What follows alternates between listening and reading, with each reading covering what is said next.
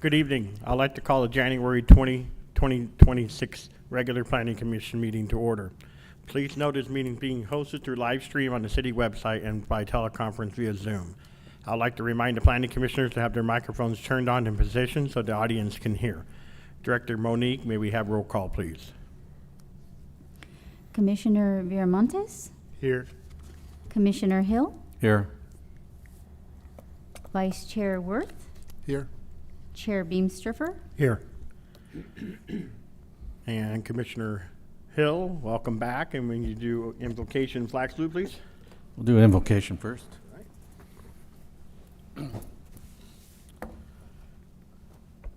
Lord, we want to ask that you bless this meeting here tonight for the Hemet Planning City Commission and give us the wisdom and knowledge to make the best decisions possible here tonight. In your name we pray. Amen. Flag salute. Where's the flag? over there.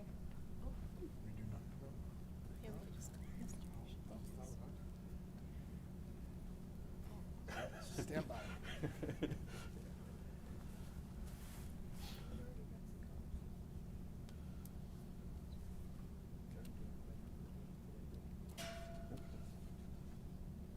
Good right there. As long as we see it. Oh. Okay. Again. I pledge allegiance to the flag of the United States of America and to the republic for which it stands, one nation, under God, indivisible, with liberty and justice for all.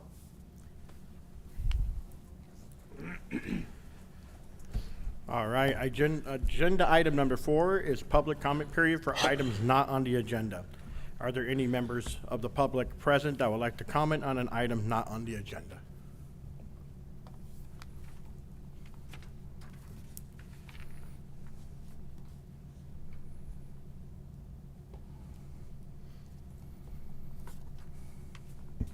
Do we have any public comments?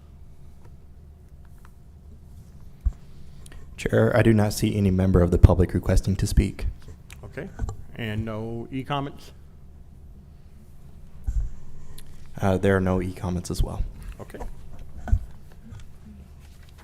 With that, we're going to move on to agenda item 5A, which is the approval of the minutes from the meeting of January 6, 2026. Does the commission have any comments or corrections? No. Yes, Chair. Just one minor modification. On the commissioner updates, I had asked for an update on the CIP project specific to the traffic light study. The minutes notate just a update on the CIP, more of a CIP program. So just wanted to clarify that. The update I'm looking for is relative to the specific project of the traffic study. Okay, that been noted. Any other comments or corrections? With that, can I entertain a motion to add in the Commissioner Worth's statement about the CIP specific to traffic? I will move to approve the minutes of Planning Commission meeting of January 6th with the addition. I second that motion. I have a motion by Vice Chair Worth, a second by Commissioner Viramontes. May I have roll call vote, please? Commissioner Viramontes, Yes. Commissioner Hill, Abstain. Vice Chair Worth, Yes. and Chair Beamstriffer. Yes. That motion passes 3-0 with one abstain.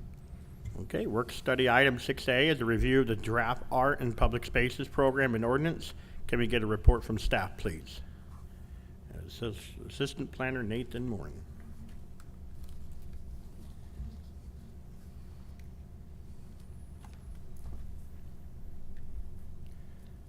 Good evening, Chair, Vice Chair, Commissioners and staff and members of the public. My name is Nathan Morin. I'm the Assistant Planner here at the City of Hemet in the Community Development Department. Tonight I will be discussing a review of the Draft Art and Public Spaces program Again, this is a work study. We will not be adopting an ordinance. This is only a study.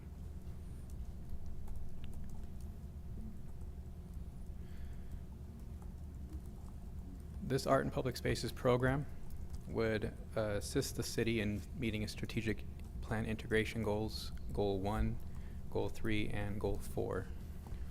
Is it possible I could stop you real quick and see if we can move that TV a little bit this way so we can see what you're presenting? I'm having a hard time Which one? This one or seeing this through the one? head. Oh, Is that one right there? Oh, never mind. sorry about that. Oh, looking this way. I'm used to this one sometimes, so.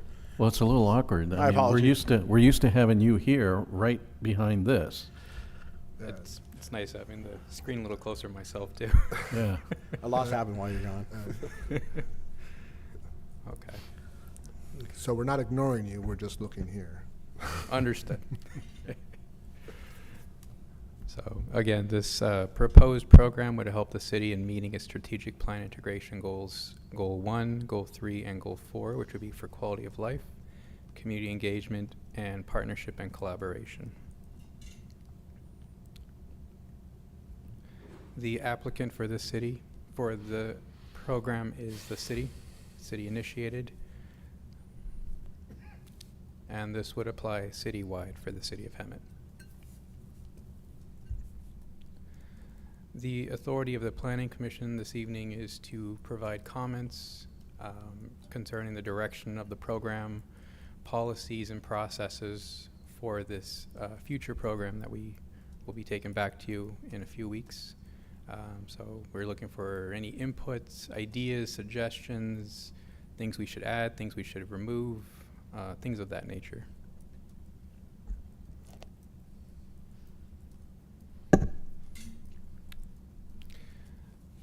This evening did not require a public hearing noticing for a work study, since this is not a formal ordinance we are bringing tonight. However, I did provide for your viewing a original publishing of the first Ramona pageant from 1923.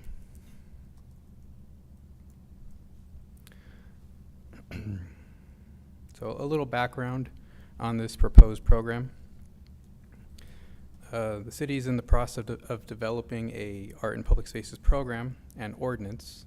The program and ordinance will establish guidelines, procedures, and standards for integrating public art into new private and public construction projects here in the city of Hemet. The program is intended to create an inclusive and culturally rich community that reflects Hemet's history, our current experiences, and our future aspirations for our community. The program will help foster community identity through placemaking, creativity, and the human experience. Last year, the City Council created the Arts Ad Hoc Committee consisting of Mayor Krupa and Councilmember Peterson to help the city in creating community art events, reaching out to organizations, and helping create a general greater presence here in the community regarding arts and culture here in the city of Hemet.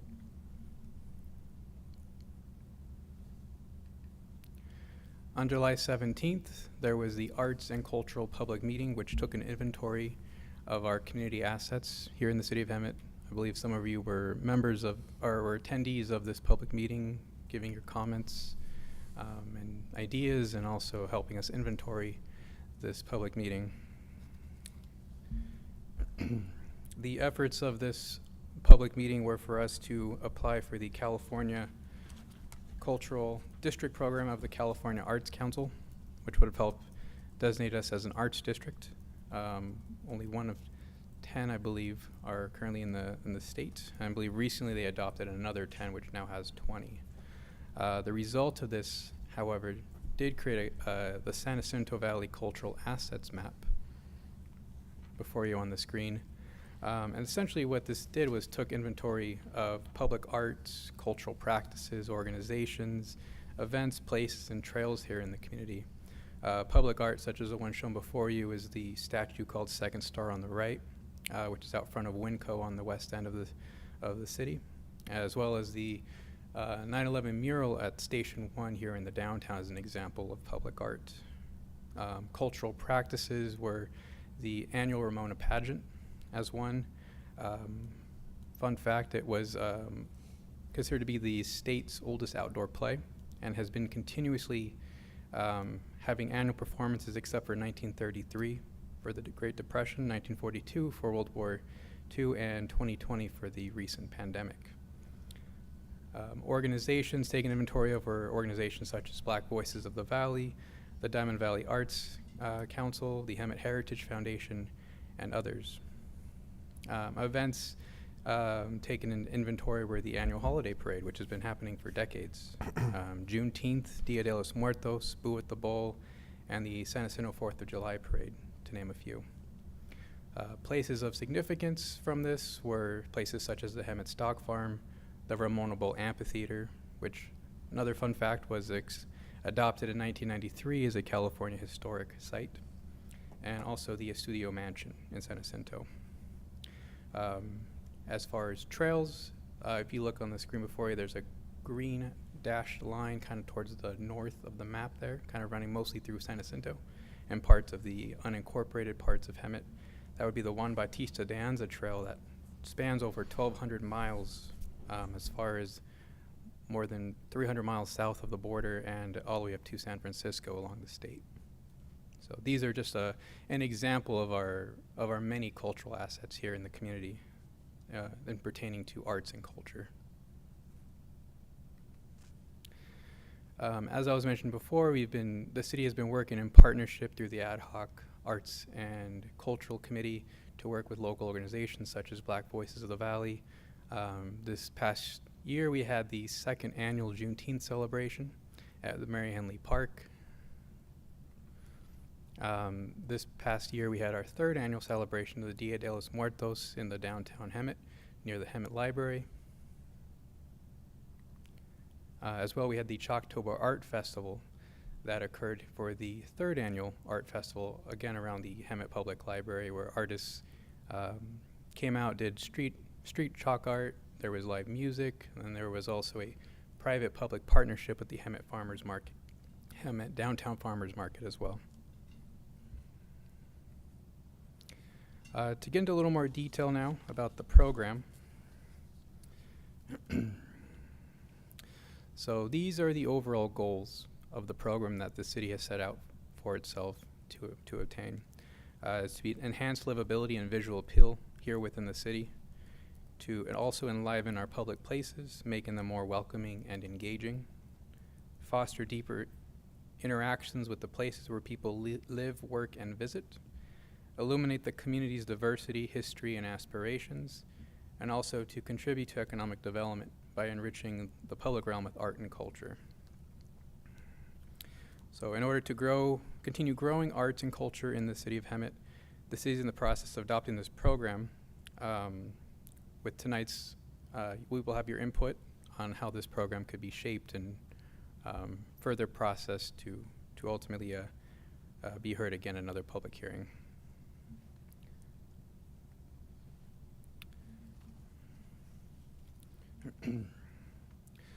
So as far as the Hemet Public Spaces program, the applicants has a few different, let me see here. There are a few types of projects that would apply. This would be for new residential construction with the valuation of over $100,000. New non-residential construction, valuing again over $100,000. Tenant improvements to non-residential buildings, and also public projects.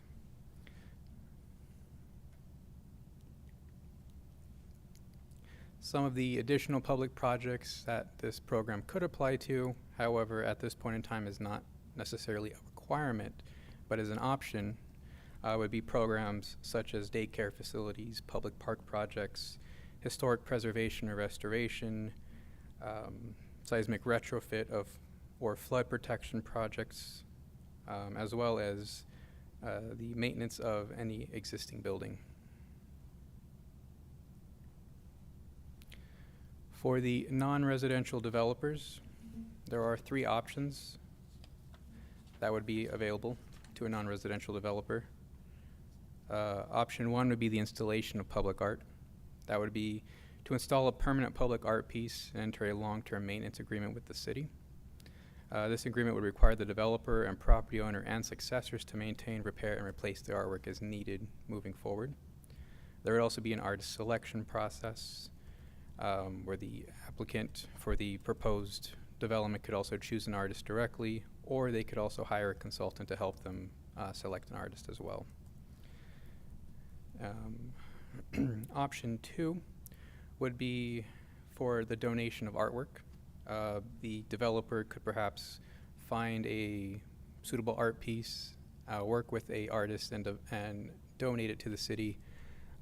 For example, like the statue that stands out before Winco would potentially be an example of something like that.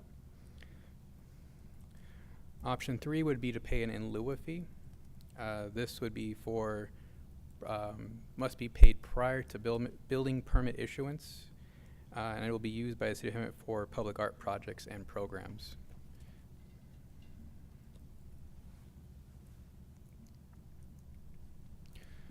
As far as for the residential developers, they have 2 options. Option 1 would be to pay an in lieu fee, just as the non-residential developers have the option for, and also would be for an alternative placement plan. They could potentially find a suitable location not on the project site itself, but work with the city to find a more suitable location for a donation.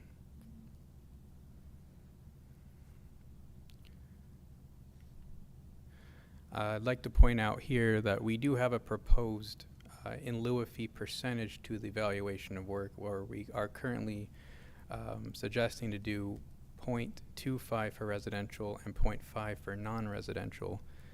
Tonight we are open to consideration of either keeping these percentages, increasing them. As shown before you, Laguna Beach kind of sets the standard on the highest from this at 1.25%, but we would be on the lower end of what we are currently proposing, which is 0.25 and 0.5%. So San Jacinto, from my research, shows that they do 1%, so we do have an opportunity to change what is currently proposed.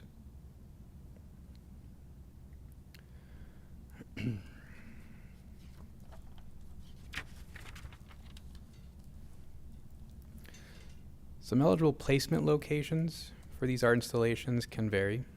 They could be places like residential buildings, for example, like on the side of the building. They could be in plazas and parks. They could be part of sidewalks, traffic islands. Really, it's, your imagination can kind of run away with you on that one. There's a lot of opportunities here. Typically, the sites must be exterior and publicly accessible at all times. However, there are opportunities for the artist to also work with the city and develop alternate placement. For example, the public library would be a civic building, would be publicly accessible. So that is something that could potentially be negotiated with an applicant and the city. Projects can also incorporate artist-designed features such as gates, fountains, tiles, doors, railings. These are specifically unique in that they're not the architect, the applicant who would be designing these. They would be that the applicant has to hire a qualified artist to design these features. So they would not be simple features as part of a typical project.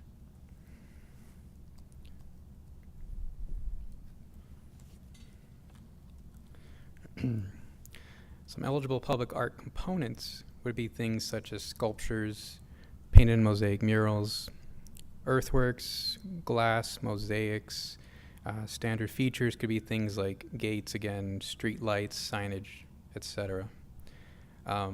Things of this nature, however, could not incorporate commercial branding. It would have to be unique art. It wouldn't be just highlighting somebody's brand in the art. It would have to be art itself for the sake of art, not for advertisement.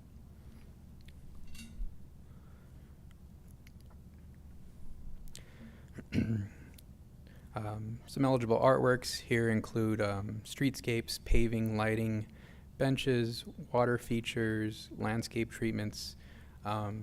You could think of things like, transportation benches, or benches in a plaza might have more of an artistic flair. They might have drawings upon them painted, or they might be itself a sculpture that's also usable and which you can sit on.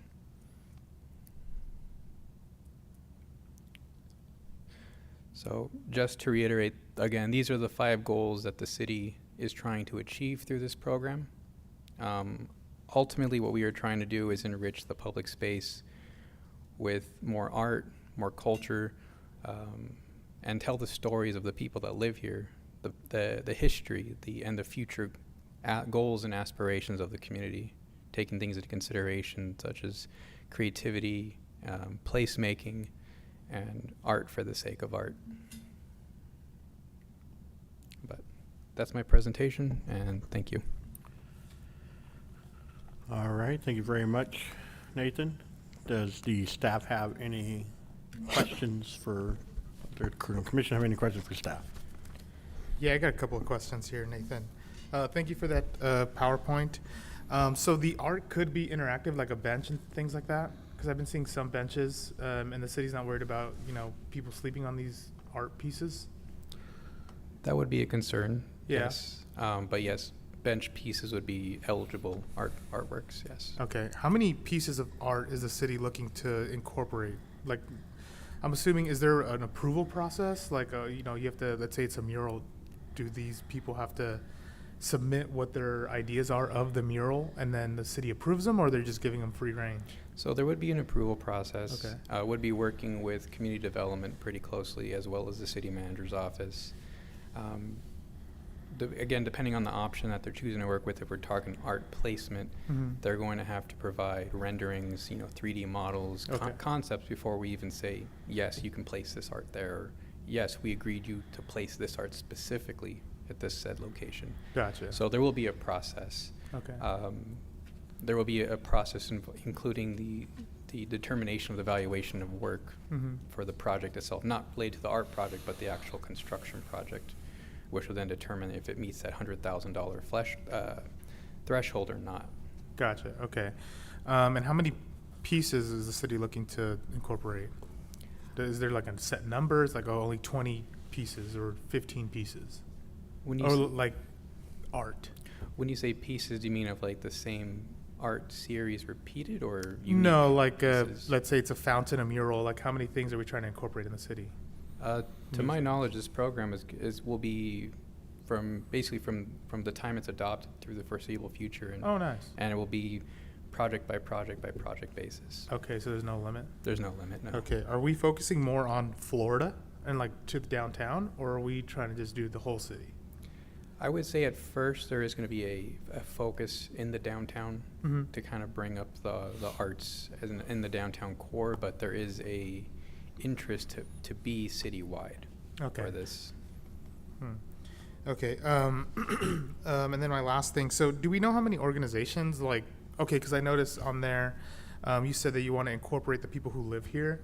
I think what might be a good idea is maybe give these certain organizations just right now I found 2, 3, 4, 5 pretty big pieces of buildings that can be murals.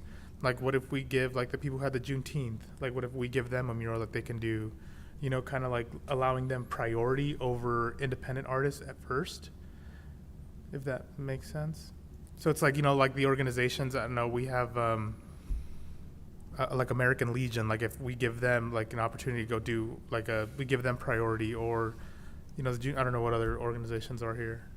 I would say that's something that could be negotiated Yeah. with the developers as projects come about, is they could work with the arts ad hoc and cultural committee, also work with city staff, and maybe there could be opportunities for partnerships to work with these organizations. Yeah. And these applicants could, we could perhaps bridge that gap, they could bridge that gap on their own, Mhm. but ultimately it'd have to be something that would be worked out through the process. Gotcha. But Okay. I would say that's definitely an opportunity there. Yeah, I think it's pretty good.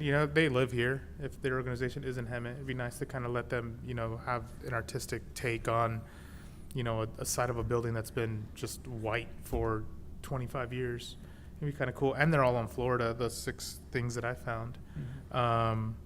And the last one, I believe it was the percentages, the in lieu percentages.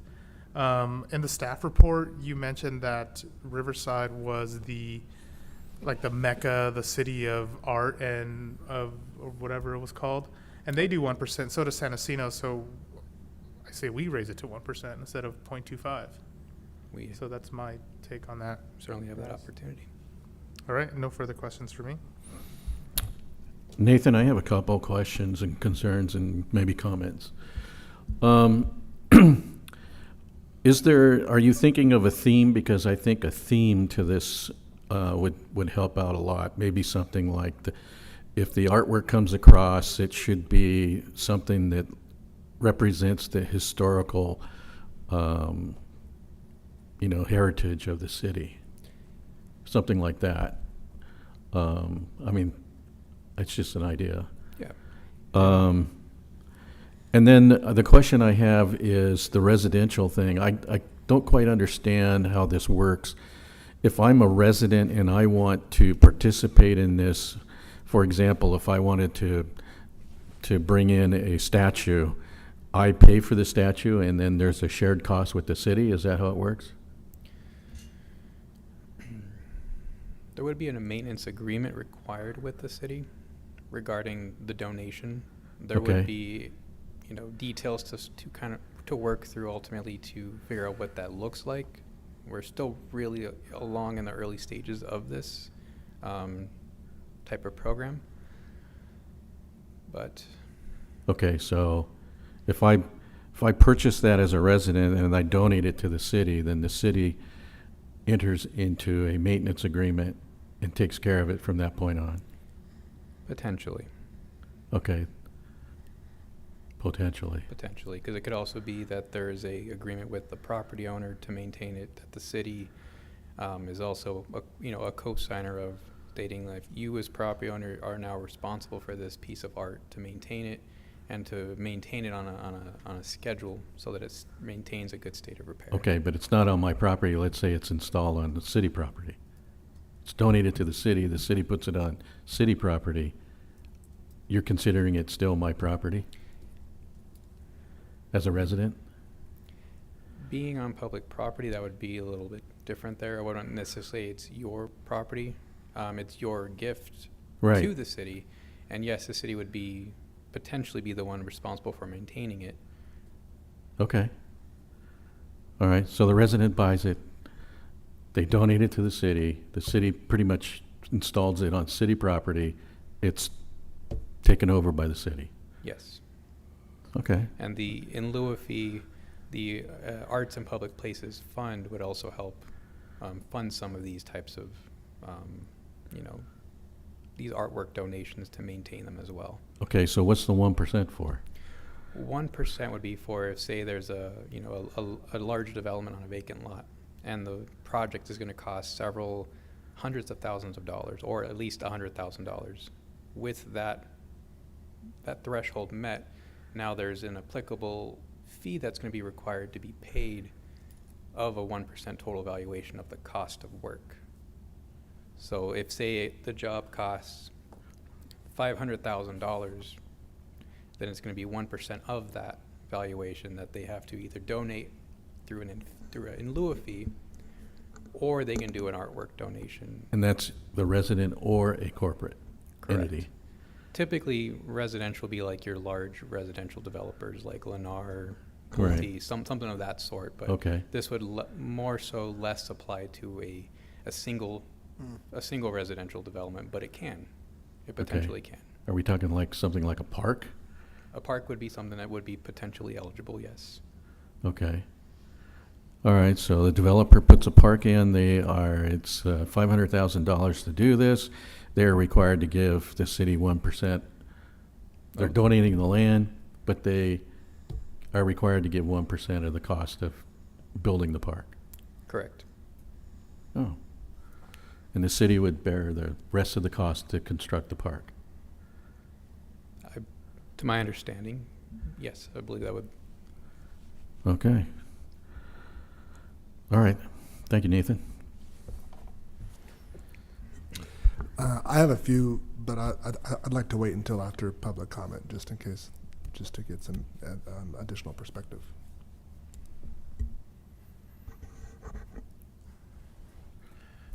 So I think, and let's just say the property owner, I think, my opinion, we should not let it just be a single residence. It should just be catered more for development. Just like you mentioned, like D.R. Horton, and he has an artwork design for the community. I don't think we should include single family, because I think it's just gonna create too much problems, especially when it comes to the maintenance of it. If I read somewhere in here, if the property is not maintained, that the artwork is not maintained, then the city can put a lien on the property Correct. and take it over. So, and just say that property owner sold his house or her house and to another person, and that person doesn't comply with those rules or know about those rules. I just think we should probably just stay away from single family and just do it more on a community aspect, like parks, like we were talking about. if I- 1% I'm agreeing with, the 1%. If I could add clarity to this, it would not be specifically in somebody's home that the artwork would be placed. They would be potentially donating it to the city for the city to place in a more appropriate location. And the city also does not have to necessarily accept the donation. We do have the opportunity to either accept it or not accept it as well. Okay. Chair, if I just want to clarify, in the ordinance, the draft ordinance refers to two different in lieu fees, one for residential, and there was a percentage identified of 25%, and the recommended for commercial was 50%. We just need clarification on two things. If the commission is, and we can, towards the end of this discussion, get clarity on the percentages.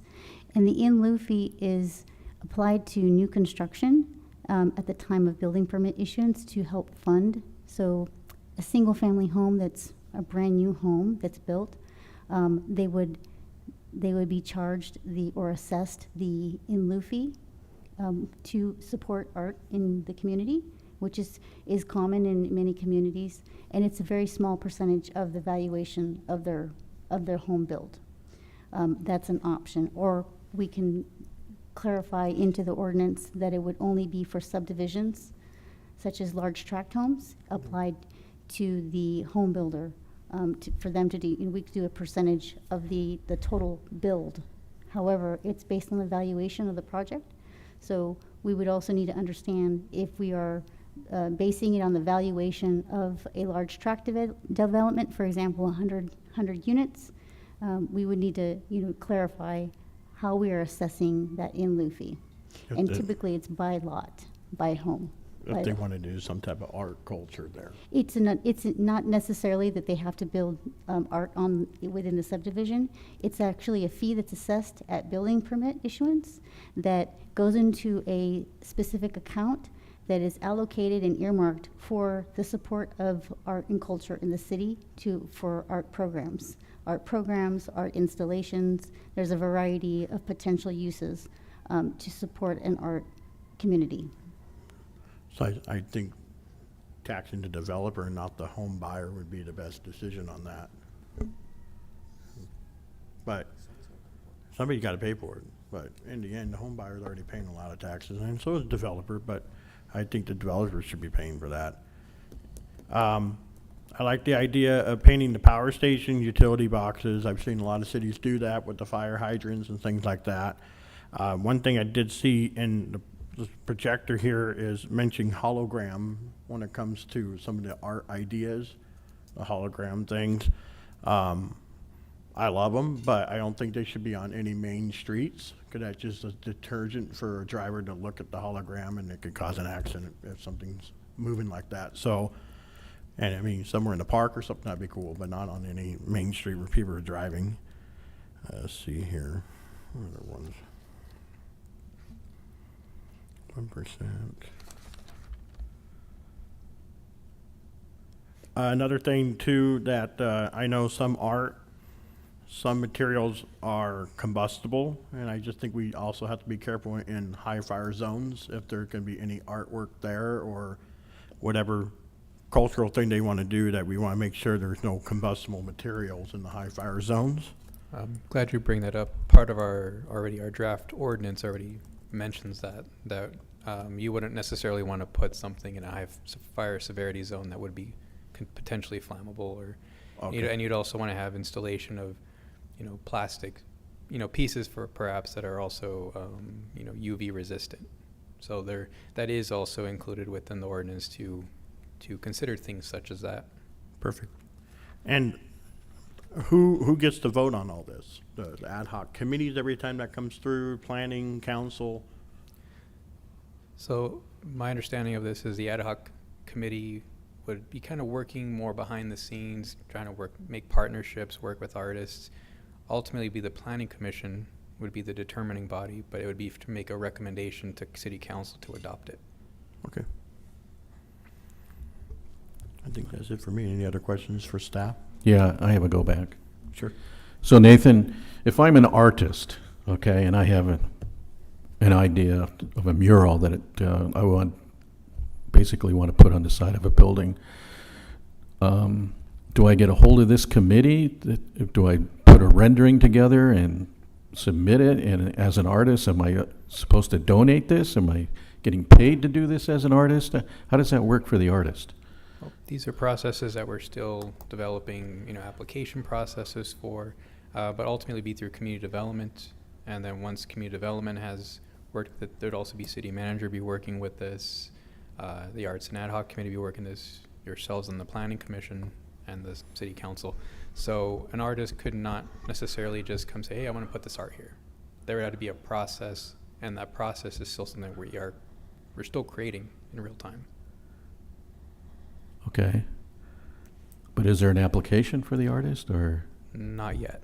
not yet? So part of our ordinance that we're hopefully gonna be adopting gives us community development the authority to develop applications and develop processes. And there is already a very basic process about evaluation of work with the building official, approval of the building permits having to happen, and the art have to be installed prior to certificate of occupancy. And there's other things already part of the ordinance that kind of answer your concerns as well.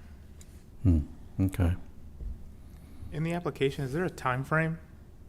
So if somebody puts in the application, they get approved, do they get 1 year, 3 years? Is there a certain time frame in that app? Oh, we have not had that Okay. yet. If you actually go to the ordinance section, let me find it for you. I could kind of point out that part for you here.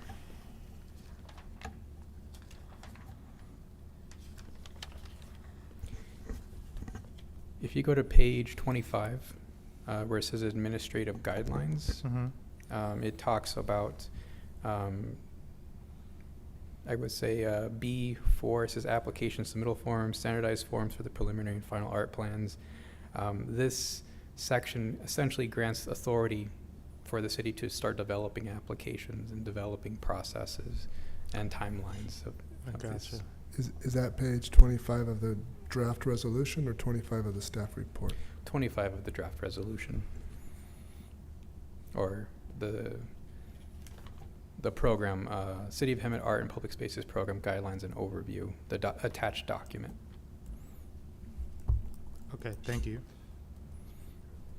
Is there plans to have, like, I don't know, a community get-together to paint the side of a building? Maybe we want to paint the side of the building that says, "Welcome to Hemet," and you get, like, high school kids out there to paint the side. And then you talked about getting art donated to the city. Art is not cheap. Maybe there's a city gala, you know what I'm saying, to bring in some significant people around the city and maybe surrounding areas to participate in some sort of gala like that, to push for a donation or something. I can say there are opportunities for that. Part of the guidelines here, there are sections of it that mention that we can use the Arts and Public Places Fund to also fund events specifically that are related to the arts, such as community meetings, maybe to help select an artist, community meetings to perhaps select a new location for an artwork installation. So it's really broad in terms of what we could potentially do.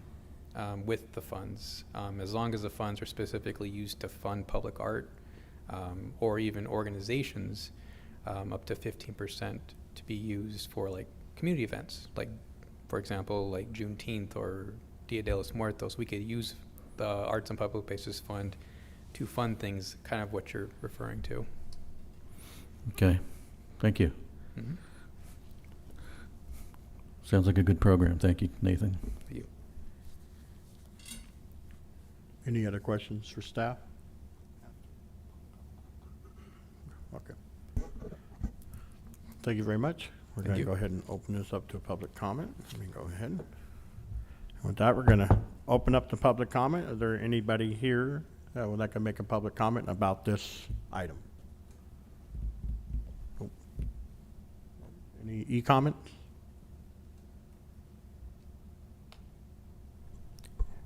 Chair, I do not see members of the public requesting to speak. Okay, thank you very much. And with that, we're going to go ahead and close public comment. And for discussion or make a motion. All right, I thought there might have been some public comments, so I wanted to wait. Just a couple things. There's kind of three areas. One is the criteria for what is appropriate art. I think a statement that was made during the presentation was that the imagination can run away, and that kind of makes me a little nervous. And then also within the report, it references the administrator, which is either the community development director or the city manager, and then it also references the committee.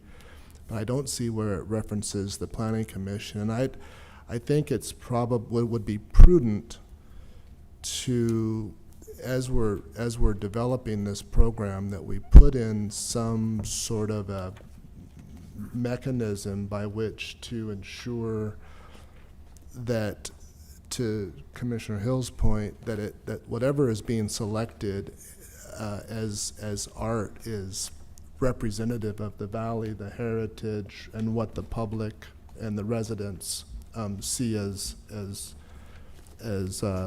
appropriate.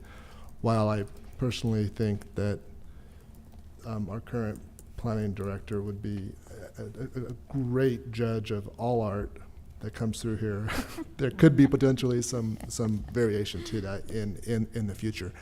Would also like so something along the lines of maybe establishing some sort of criteria in line with the general plan, in line with kind of some of those priorities that are identified within the strategic plan or the general plan, that there's criteria that's established and that criteria has an opportunity to be reviewed and public comment, and that there's a process to continually update that as time goes on.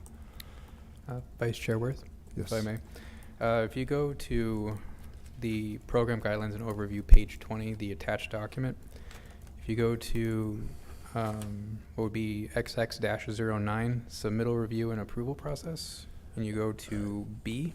Yeah. So the pages are that's I was looking for it when you were referencing page 25, but it's XX0. Page 26. Okay.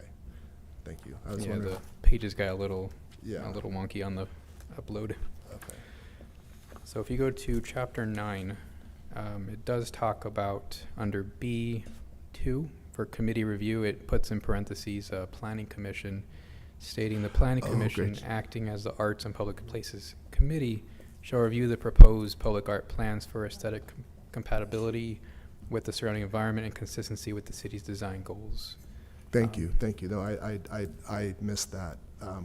But yeah, I think that's important. And I think it's also just worthwhile for the benefit of those applicants to have some idea of what we're looking for before they come and present it. So having some sort of guidelines and criteria is good. The next point is in terms of the fee applicability, and I think you Chair, you touched to it. You know, I just did a quick little, so like if I was trying to build a house here as a property owner, and it was a $500,000 house, that would cost me another $1,000 on top of all the other TUMP fees and development impact fees and school fees and all the other fees associated. And I agree. I completely agree with the goal of this program. I just think we need to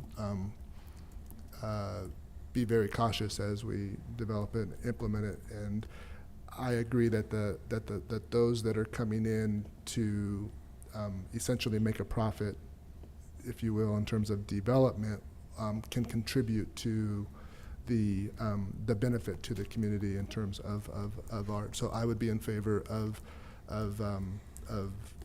exempting single-family residential, not development, but individual single-family residential Like homes. single lot, Single lot, yes. not Yeah. like the large Correct. developers. Not like a Lennar or a Deer Horton or something like that, but just the single application.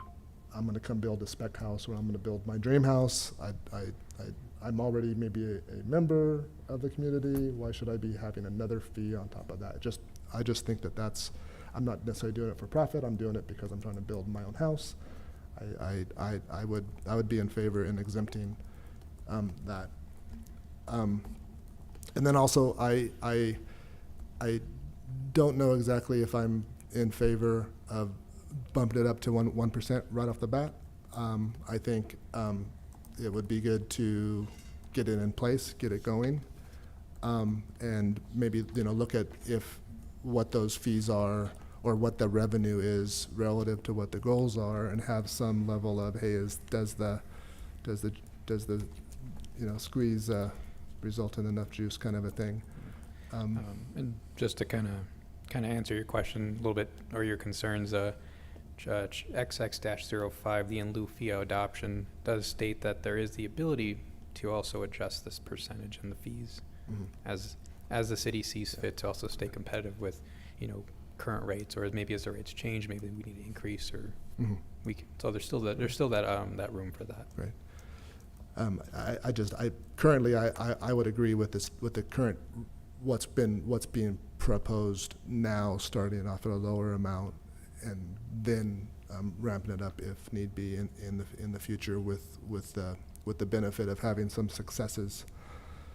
And then the only other comment is, I guess I question a little bit if the building permit is the appropriate phase to collect all of the fees, versus perhaps, maybe the certificate of occupancy, or maybe a little bit later in the process to, because there's already a lot of, we're on one hand, we're trying to encourage development, streamline the process, make it easier. I'm not saying that we shouldn't be pursuing the program. I'm just wondering, relative to cash flow for a developer, is that the same that everybody else does? All the other cities that were referenced as far as when that fee is collected? Is it maybe it's better later in the process when they're actually selling homes and they've got revenue coming in? It's just a thought from the perspective of supporting the development process while still implementing this new program. So just a thought for consideration. But, did we, on those other cities that were referenced with those other fees, is it the same as far as when they collected it, or? Vice Chair, yes, it is common for the in lieu fee to be collected at building permit issuance as part of the overall permit fees.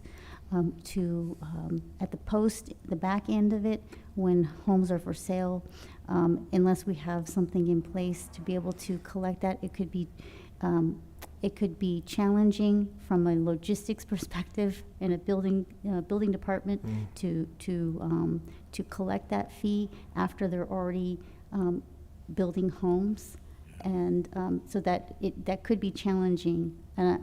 We can certainly look at some options and to see what options are and see if there are other alternatives that other cities have implemented in collecting the in lieu fees. We'd be happy to look into that.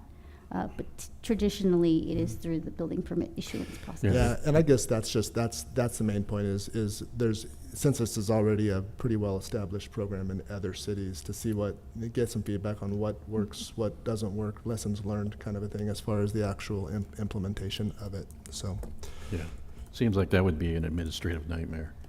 And then, Yeah, whatever because the- of that, you could lose out on fees because you're not collecting. Yeah, I mean, I'm just looking at it from a cash flow I get you. per perspective. So I'm trying to balance the being a developer friendly while still improving our community. So, but a very very cool presentation. Like I said, art is certainly subjective and in the eye of the beholder. So I think it's going to be important that there's community input, and the Planning Commission is a good mechanism by which to do that, but to establish some guidelines and some criteria for what kind of art we're looking for in our communities. So, thank you. Would they be able to incorporate the art and culture work with the scenic highway setbacks with some of these developments? There would certainly be potential for that. Like some of the brick walls and stuff like that, they can incorporate that as well. Yeah, Okay. there'd be potential for that. Any other questions for staff? All right, well, there's no motion needed, it's just a work item, so thank you very much. Thank you. We're gonna move on to item B, the introduction and discussion regarding the preparation of the adoption of pre-approved ADU plans in compliance with state law. Can we get a report, Deputy Director Emery Papp? Please. Yes, Mr. Chairman, you may. All right. It's my pleasure to introduce this item to you. Emery Papp, Deputy Director of Community Development, presenting on behalf of staff. The proposed pre-approved ADU program would meet certain goals of all 5 of the implementation strategic plan integration goals. It's a little hard to read from here, sorry about that. But it's safe to say that this meets multiple goals under our strategic implementation plan, including one from each broad category, at least one from each broad category. So what is an ADU? An ADU is an accessory dwelling unit. It's essentially a second home on a single-family property. They can also be allowed on multiple family properties, like R3, for example. Could even potentially be allowed in certain circumstances on commercial property that have mixed uses. There are several different types of ADUs. There are detached ADUs, which are standalone structures. There are attached ADUs, which are, think of it as a duplex added to an existing single-family home. There are garage conversions, where these are very common, where people convert their garage space into an accessory dwelling unit. And then interior ADUs, which are also generally classified as junior accessory dwelling units. So what are the benefits of allowing accessory dwelling units? Well, it's not listed here, but it's a requirement under state law, so we must allow for them. State of California, starting in approximately 2016, started adopting laws specifically for accessory dwelling units. In the past, they used to be referred to as things like granny flats or second homes, maybe a pool home, but those were just essentially bedrooms and didn't typically incorporate restroom and kitchen facilities. The benefits allow for increased property values and rental income, multi-generational living. This used to be common decades ago. It's becoming more prevalent today, having other families or family members live with the family.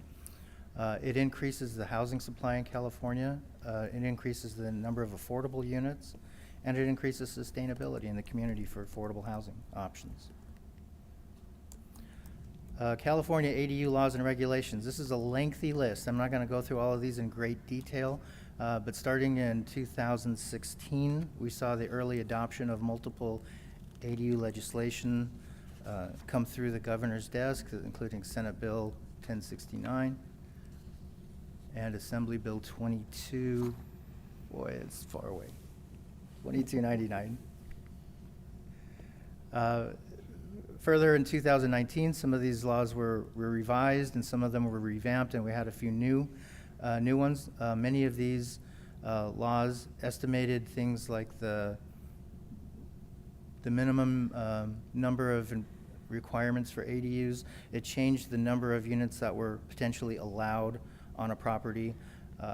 Some of the Senate bills included opportunities to bifurcate or separate the ADU and sell it separately from the main unit.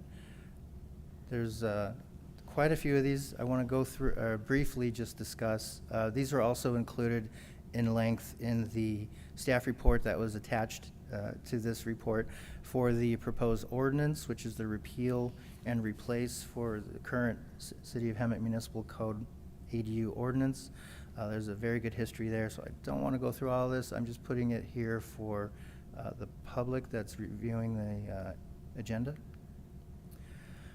Then we get to Assembly Bill 2020, oh boy.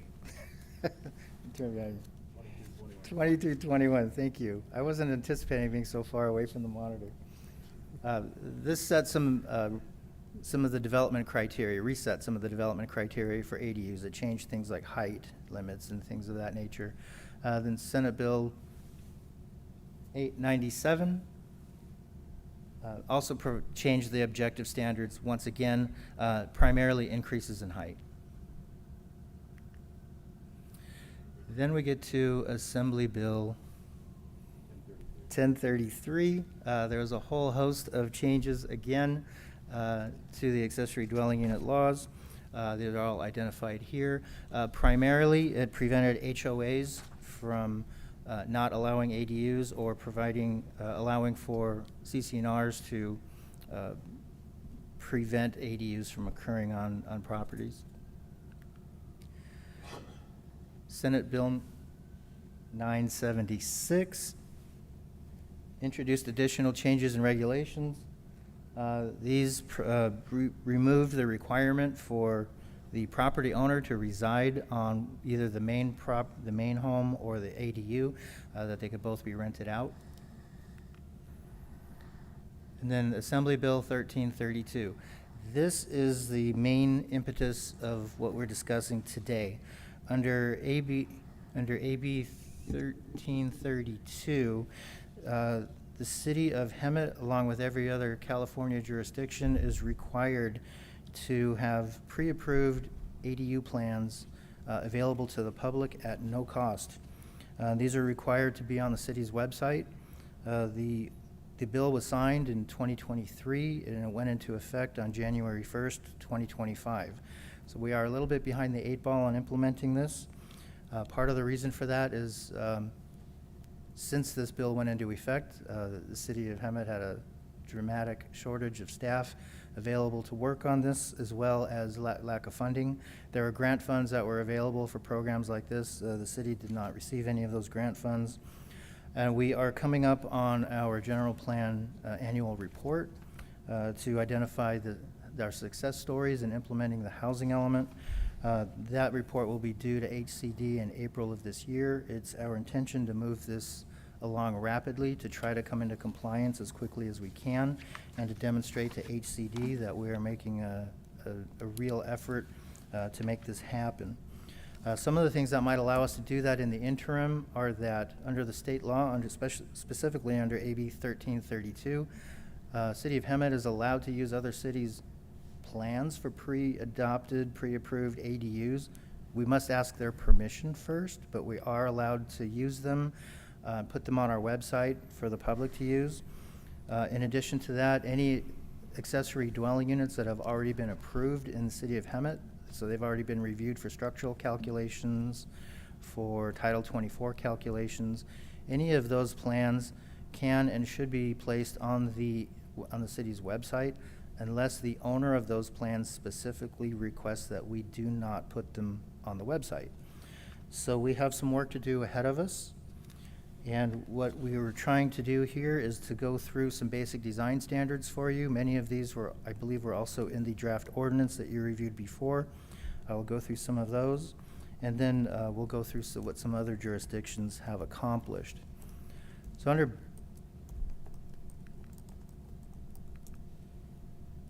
the basic design considerations, the timing to prepare the ADU plans is imperative.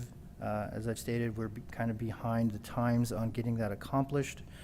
The maximum sizes for new ADUs vary slightly depending on whether they are attached or detached ADUs.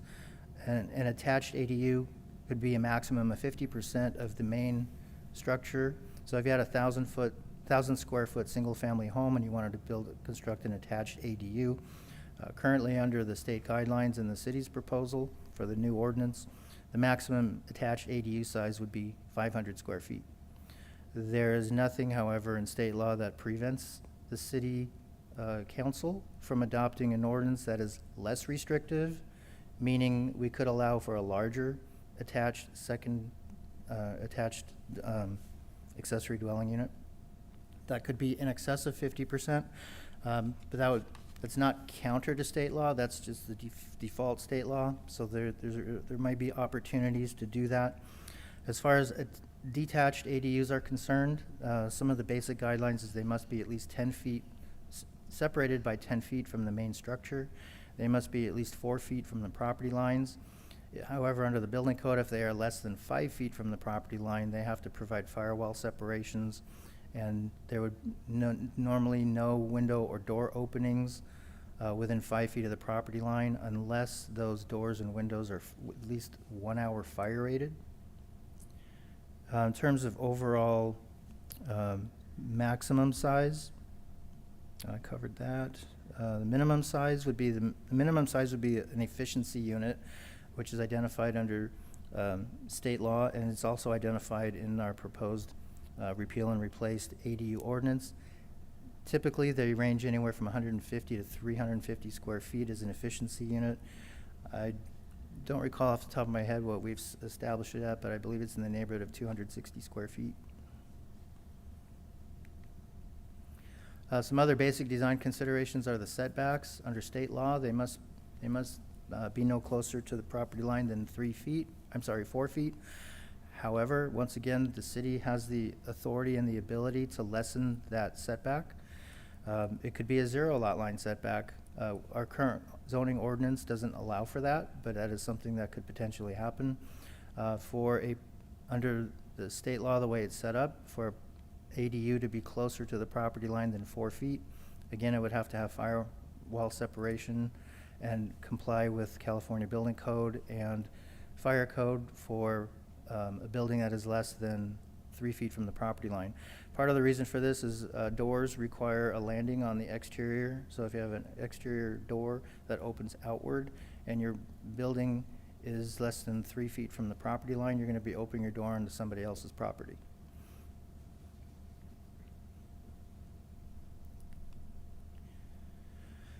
So here's a sampling of cities in Riverside County that have adopted pre-approved ADU plans. Some refer to them as PRADUs or pre-approved ADU plans.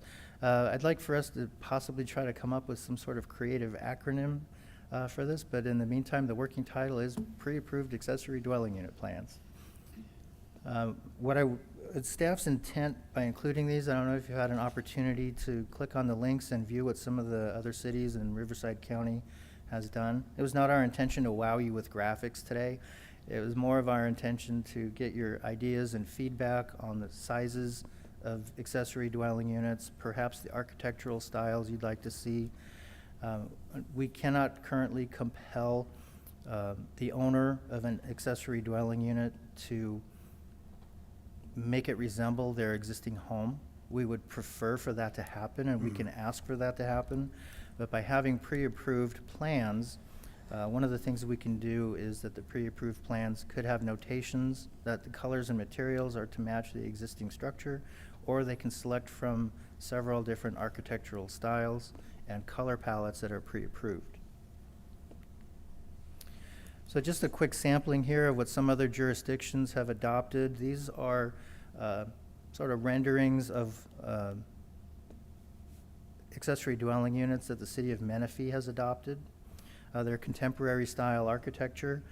These have been reviewed by city staff or their consulting plan checkers for Title 24 requirements, for structural requirements, and any resident in the city of Menifee that meets the the soil conditions, if they're not in a high-severity fire zone, if they don't have any kind of environmental issue on their property, they can take these pre-approved plans and literally get them approved over the counter once their site plan has been approved. They will still have to meet all the drainage requirements, WQMP requirements for water retention, utility connections and hookups. So there are still site planning matters that need to be evaluated under a pre-approved set of plans. But this expedites their approval by not having to go through the structural calculation checks or the Title 24 checks. Similarly, these are ADUs that were adopted by the city of Lake Elsinore. And these are plans that have been approved by the city of Temecula. So I did some checking with our building official, and as long as these jurisdictions would permit us to place their links on our website, as long as they are in climate zone 10, which is the climate zone that the city of Hemet is in, that means they're going to meet, we don't really have snow load requirements, but in climate area 10, all of these drawings have been pre-engineered for climate zone 10. So that takes into account potentials for snow loads, potential for shear wind forces, and Title 24 calculations for energy. In terms of public communications, this was, there was no requirement for a public hearing notice. This item was placed on the agenda this evening. Looks like perhaps a few people have seen that and have come out this evening. I hope they have some comments for us on this. It's also staff's intention to come back with several work studies on this, perhaps have some public meetings, public workshops to get input from the public. And of course, there would likely be public hearings involved in order for the Planning Commission to make a recommendation to the City Council prior to adoption of any pre-approved plans. So it's our intention to come up with a multitude of pre-approved floor plans, elevations, color schemes, roof plans that basically would amount to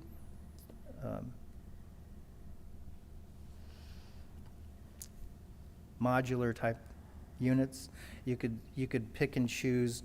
I don't know if you remember back when you were a kid, they had these toys called color forms. They were like staticky plastic that you could make a house and you could put different windows and different doors on it, and they could do something like that, generally speaking, electronically with the options that we could prepare for them. So we're looking at the opportunity to provide that, be in compliance with state law, and express to HCD that we are complying with the goals and policies in our housing element. That concludes my presentation at this time. I'm happy to take any questions, hear your concerns, your ideas, your thoughts on how we should continue to move this forward. Thank you very much. Thank you for that presentation, Deputy Director. I used Lincoln Logs to build my houses when I was a kid back in the day. But any questions for Deputy Director Papp, Commissioners? Yeah. Go ahead. Yeah, so are we planning, so I looked at all these websites. Are we planning to have like a handful of them or just two? Because I think City of Beaumont only had two, but like Menifee, Moval, Temecula all have like, 5 or 6 of them. I think that's probably a better idea than just having like, oh, you have 2 options. Because then in people's minds, they might only have those 2 options.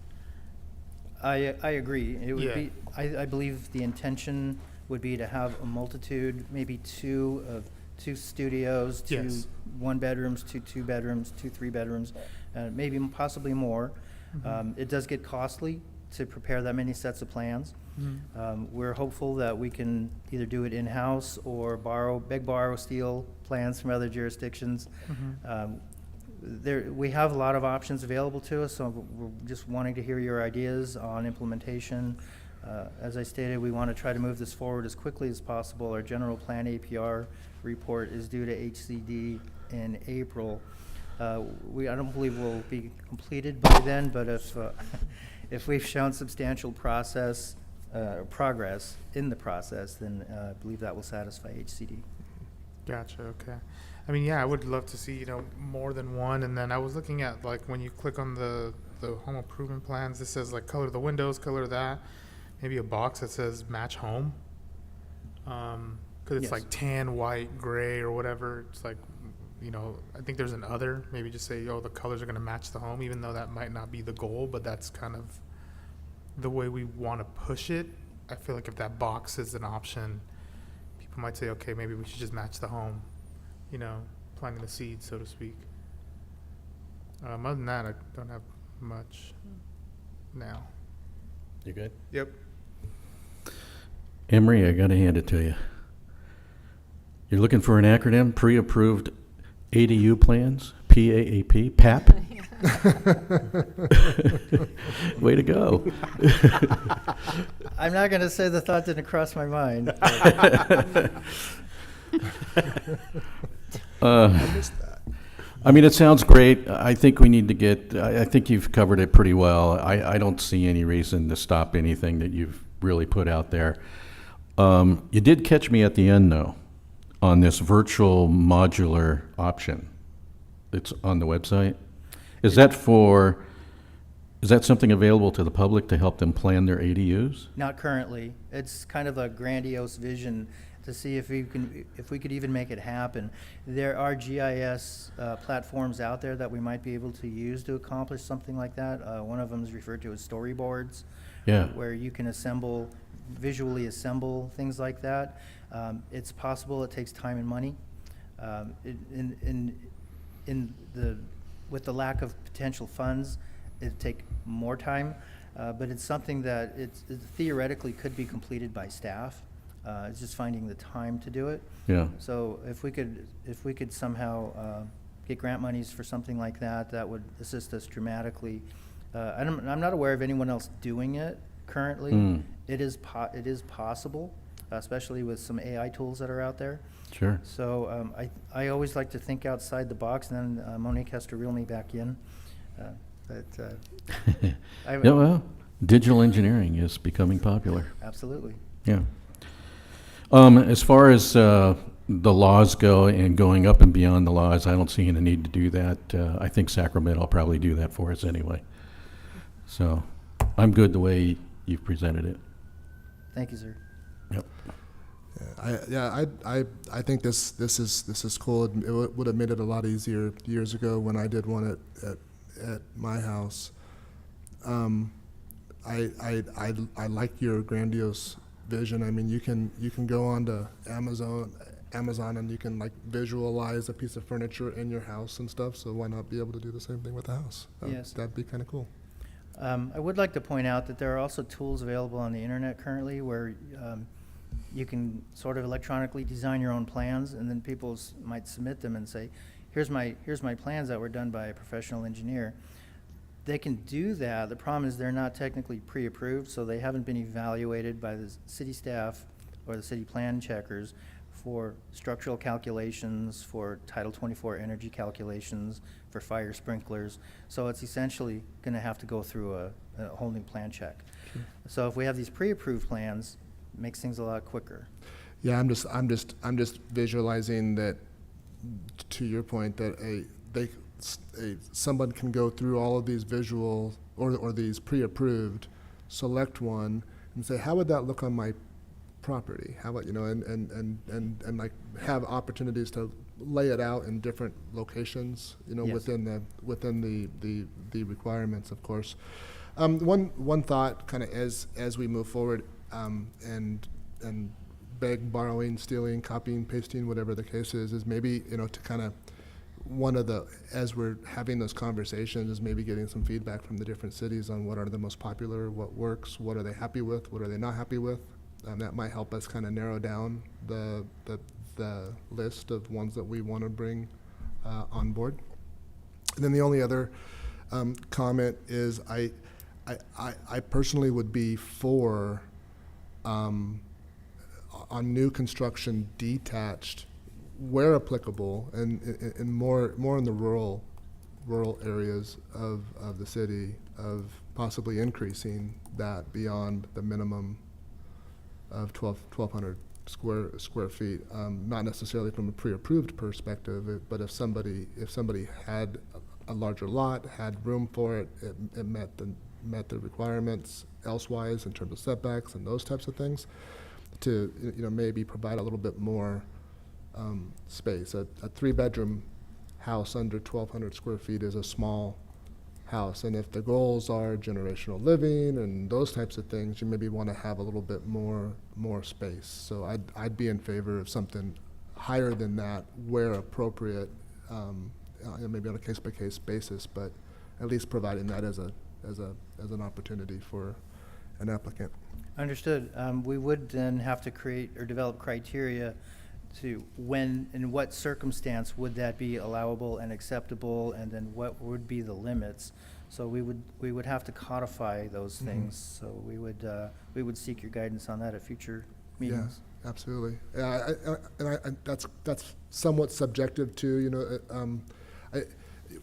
My wife and I were going through a new development, the new Richmond homes in McSweeney Farms yesterday. We were going through the models there, and the really small lots, but these homes are well laid out, and they're large. And just when you go from that to a 1,100 square foot house, it's just, that's so much. I mean, the one that I built was 1,036 square feet, and it's small. So I don't know exactly what that number would be, but it seems like, some criteria could be lot size, could be existing structure. You don't want to maybe have an ADU bigger than the existing structure. I'm not sure what those would be, but at least to give an opportunity where appropriate to be able to go larger. Commissioner, it's funny you mentioned that. With a detached accessory dwelling unit, I've personally seen in other jurisdictions that I've worked in, that the ADU is actually larger than the primary structure, because under ADU law, a 3-bedroom unit can be up to 1,200 square feet, but the primary structure was less than 1,000 square feet. That's a great point. That can happen. Yeah, that's a great point. They're especially some of the older homes were maybe a lot smaller. My first house was 900 square feet. So yeah, something to flesh out further, but I'm just supportive of having an option for something larger where appropriate than 1,200 square feet. But thank you. Just kind of an idea to help with the impact fees or in affordability. I know we want to offer several plans at no cost to basically a cut and copy paste kind of concept. Is there a way because it takes your time, it takes city time, takes employees to create these plans. Is there a way that we can create like a tier 1, tier 2, tier 3, like tier 1 being up to 600 square feet, no fees, ready to go, you just come in for your ADU, but anything from like 601 to 850 is a tier 2 where there's a little bit of a fee to pay for to pick up somebody already pre-drawn. And then the one that goes from like 851 to 1,200 square feet, there's another tier to pay for that. Because again, it takes your time, it takes the staff's time to put this together, only to give it out for free. And sometimes people are gonna want the biggest one at no charge, where I think we should get some money back in that way. As the bigger they go, there should be a tier system. Mixed use zones, are they allowed to apply those type of concept ADUs in mixed use zones? Potentially. There's exceptions to the ADU rules, and off the top of my head, they escape me. But yes, it is possible for a multi-use property, especially if they already have residential use on site. They're considered a multifamily property at that point, and they could potentially have up to 8 additional dwelling units on the property, but at a ratio that doesn't exceed a 1-to-1 for the number of ADUs to primary units. So if you had a 6-unit apartment complex and you wanted to put 8 ADUs in the backyard, you could put a maximum of 6. I remember the churches, we had that topic back a while ago Yes. where churches was wanting to build ADUs on the church property. That's a little bit different than ADU law. That's a different bill. The acronym that was assigned to it for yucks, so to speak, is YIGBY, Yes in God's Backyard. So that allows for residential dwelling units to be constructed on institutional properties that could be education or religious institutions. And there are subjective criteria for how many units can be constructed there. But in this case, I understand what you're referring to with respect to the diff fees. There's already built into state law regulations for reduction in diff fees. Some diff fees would be exempt, or ADUs would be exempted if they're under a certain square footage, and I think the threshold for that is 600 or 650 square feet. Then it kind of goes on a sliding scale as you go up. So some fees are still exempt, some fees are not. We'll provide that level of detail for you in our next report. Okay. I know in Riverside, I mean, it has nothing to do with this because agricultural, we can't request for them to keep the agricultural part, the theme to match the home. They can have something completely different, a Spanish house and a Craftsman Yes. ADU in the back of it. But I know that Riverside, I read somewhere that Riverside strongly has a public-facing ADU calculator to where any ADUs that are facing public, that they can see there's a certain calculator that they limit the amount of public-facing ADUs compared to hiding behind the building where the public can't, the house where the public can't see it versus right next to the house where the public sees it. I'm just trying to figure out a way that it doesn't go overboard, but I don't know. I just read a little bit of that Riverside kind of has a calculator in reference to public-facing ADUs. And it's just a suggestion I just read. I just wanted to bring it up, not That's to do very anything about it, but. interesting. Okay. Any other questions for Deputy Director? Yeah, you triggered a thought I had, and that's, as we're moving forward on this, like the city of Temecula has, on their website, they have a list of their fees, the city's fees, and then they have a list of other possible fees. And kind of as a spinoff of our last discussion, the potential impacts from Edison, from the water, from everything else, is as we're, within the city of Hemet, the more that we can coordinate the state's goals relative to the ADU program, the more we can maybe provide support to people that are trying to move this forward in terms of understanding what the costs are and having clarity on what the fees are going to be, the requirements are going to be. Do you have to get another Edison meter? Do you have to get another EMWD water meter if it's within EMWD's service area? But just as we're putting together this program of having these, pre-approved, as copy paste as easy as possible, understanding the fees and the process outside of the city, the more we can help with that, I think it would be very beneficial to those that are trying to construct a ADU. That was a big challenge for myself as well. So I'm kind of partial to this just because I went through it, and it was a lot more challenging than I thought it should have been. But Yes. Thank you, Mr. Chairman, or Vice Chairman Worth. You reminded me of a point that I wanted to clarify for our chairman. Mr. Beamsdorfer, you had talked about the fact that we'd be providing plans for free. That would be true. However, there would still be a building permit they would have to pay for. There would still be plan check that they would have to go through for the site plan review. But there would be no cost for the construction drawings, but all other components related to ADU approvals would apply. Okay. Thank you for the clarification. All right. Any other questions for Deputy Director? Nope. All right. I normally don't have to do public comment, but I'm just going to see if there's anybody here in the public that wants to make a comment on the ADUs. No? Okay. We're going to go ahead and close the public comment and just receive and file. But I'm going to go out of order a little bit. I know they've been sitting here and we're finishing the meeting here. Did you want to make a public comment?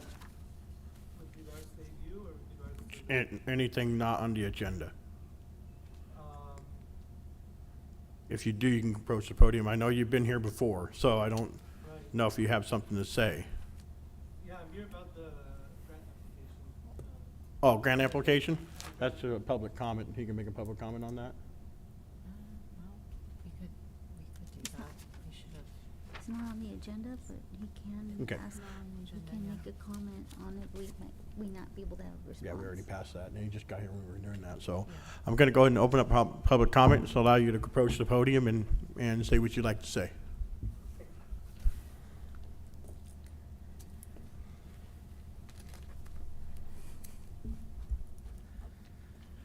Thank you for welcoming me. Can we get your name and where you live? Aaron Michal from Los Angeles. Okay. I actually flew in from New York to be here. I've been in contact with Ben Sandoval for the last, I think, year and a half, working with him to try to improve West Florida Avenue. I'm the property owner of the Didi's Discount and the former Fresh and Easy. It was vacant prior to my acquisition of the property for about 10 years. I brought in a tenant. He actually hired locals. Even one employee actually moved to Hemet to be an employee in his store. I also, try to hire locals that care about the community to look after the exterior of the property, as far as chasing off transients that disturb customers, and trash removal, illegal dumping, and I'm here to talk about the partnership that the city has offered to improve my property further and to increase visibility and traffic and tax sale dollars. It's very interesting to be in such a city. That on one hand, you want to improve the culture. You want to bring art. And yes, there are concerns that it might be not developer friendly. But on the other hand, there's a carrot and a stick. That you're welcoming people like me to come in and make improvements to the city. And I really appreciate that. And I think that's it for me. Okay, thank you very much for that comment. With you. And we'll go ahead and close that public comment now. I think so. Yes, do we have that?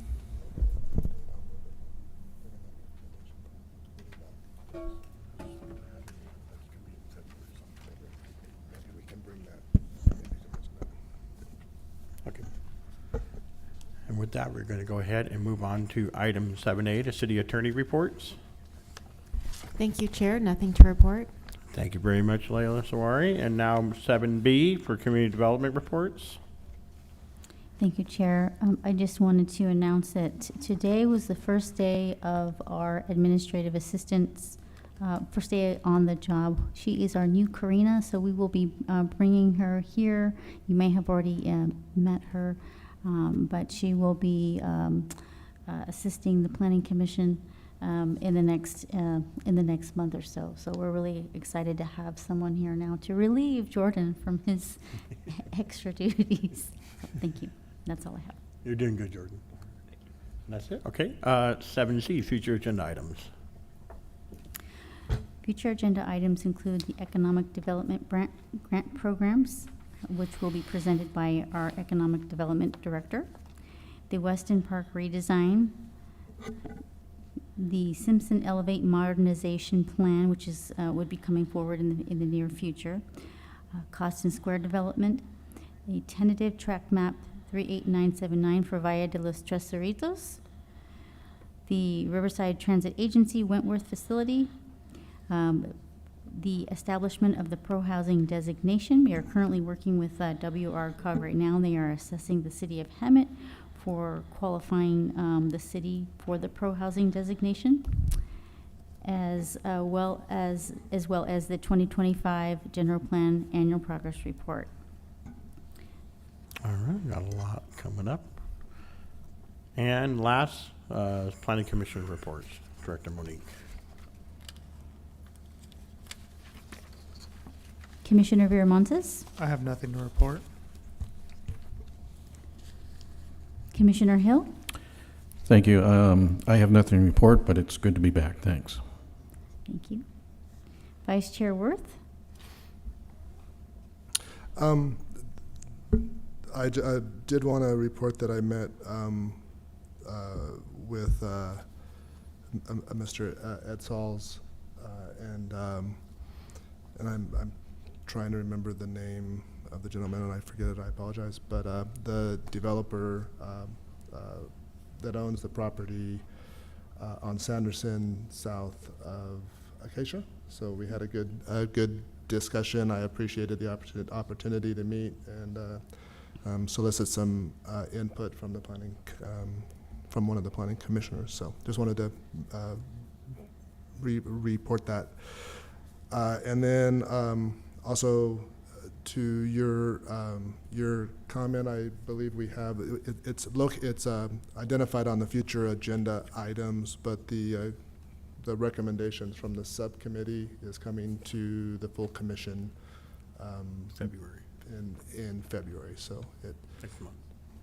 as far as the facade program. So it was great to meet you out there on site, and it was a good opportunity to get a firsthand look at what you're doing, and from my perspective, I truly appreciate it. So thank you for making the time to be here today as well. But nothing else to report. Thank you. Chair Beamsterfer? I want to say the same thing. Thank you for coming out. I know he's not from town here. He's traveled across the country to get here. As for Commissioner's report, as we know, we had an earthquake, so just a friendly reminder that we need to make sure our downtown is structural safe when it comes to earthquakes. On January 28th, Thursday, which is Thursday, District 1 is having a community meeting with Councilwoman Clark. The doors open at 5:30 at Batista Elementary School at 441 North Lake Street. On Saturday, January 24th, we're having the bike parkway grand opening, I guess as they want to call it, between 10 and 11:30 on State near Chambers. Limited supply and free bike helmets for anybody that shows up early, and that's sponsored by the City of Hemet, University of Riverside Health System, and California OTS. January 29th at 8 a.m. we have our City Connect for Business on Zoom. So, and that's also, you can find out on the city or contact Ben and reference if you want the Zoom link on that. City Council, just a summary of City Council. The Christmas parade had over 10,000 attendees with over 90 participants. The Hemet Shuffleboard was on the topic of being closed, possibly being closed down, and a lot of citizens came out and encouraged the city not to close it down because they do enjoy that recreation during the day. Veterans Day and Marine Day will be separate days for Days of Proclamation now, not combined. Downtown Theater and the Hemet Stock Farm Ad Hoc Committee will be created soon.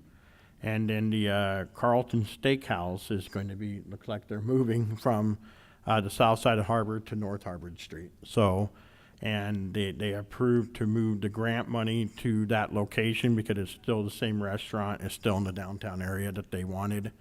And the kitchen grant this year is going to be a nice big one from the sound of it. Looking around, right around $700,000 for the kitchen grant that's coming up this year. So, with there being no business to discuss, this meeting is adjourned to the next Planning Commission meeting for February the 3rd, 2026 at 6 p.m.